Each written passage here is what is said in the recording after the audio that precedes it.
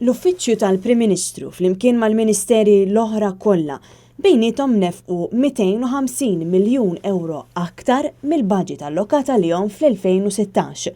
Tkellem dwar dan ix-Shadow Minister Għawdex Chris Said waqt il-programm Mhux Għax Importani fuq Net Television. Chris Said spjega kif qabel il-Parlament mal-vaganzi tal-miliet fuq il-mejda tal-Kamra tpoġġa dokument li kien jinkludi l-infiq tal-Gvern.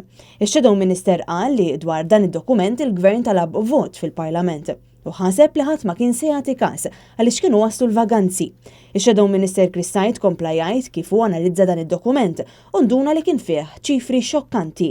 250 miljun iżjed, imma Norman, 250 mhux biex għamlu xi proġett jinnaf. Toroq. Bnew il-Parlament, għamlu toroq, bnew xi ħaġa ġdida.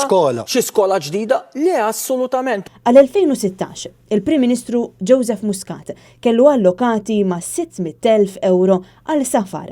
Iżda minflok intefqu aktar minn 2 miljun euro. U l-Prim Ministru Joseph Muscat, il-Parlament approvalu biex fis-sena 2016 jonfoq 600,000 f'safar.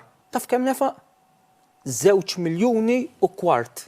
2 miljuni u kwart. 4 darbiet iżjed. Dan minn barra li l-kabinet ta' Joseph Muscat nefa 100 miljun euro aktar peress il-Prim Ministru għamel l-ikbar kabinet. L-ispiża biss tal-Ministeri se tkun swid f'din il-leġislatura 100 miljun iżjed minn kemm swid fil-leġislatura l-oħra. Minħabba d-deċiżjoni ta' Muscat, tal-Prim Ministru Muscat, li jagħmel dal-kabinet kbir li rrid ngħid toħod minnhom. Tibqa' tiftakar li huma ministri jew segretarji parlamentari. Il-Prim Ministru fl-2016 ukoll kellu allokati 500,000 euro f'dik li jgħidula Information Services. Iżda minflok nefa id-doppju f'sena waħda. Il-kelma sabiħa Information Services, però meta tfittex issib infiq fuq propaganda għal-gvern. Reklami, il-billboards, bl-izbalji b'kollox li għanna fit-toroq, reklami fuq il-television, reklami fil-gazzetti, reklami fil-social media, kultant tidħol fuq sit barrani, fuq website barranija, u jitlalek reklam tal-gvern Malti, tal-Uffiċċju tal-Prim Ministru, tgħid imma jien jekk dħalt f'website il-Ġermanja, website l-Italja, kif telali reklam.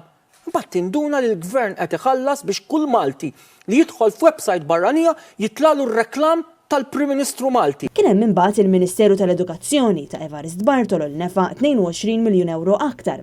Il-Ministeru ta' Helena Dalli li nefa ma' 700,000 euro aktar. Il-Ministeru tal-Ekonomija ta' Chris Cardona li nefa 250 miljun aktar fi propaganda tal-Ministeru u li nefa 2 miljun euro u nofs f'konsulenzi. Chris Said semma wkoll infiq fil-Ministeru tas-Saħħa mmexxi minn Chris Fern.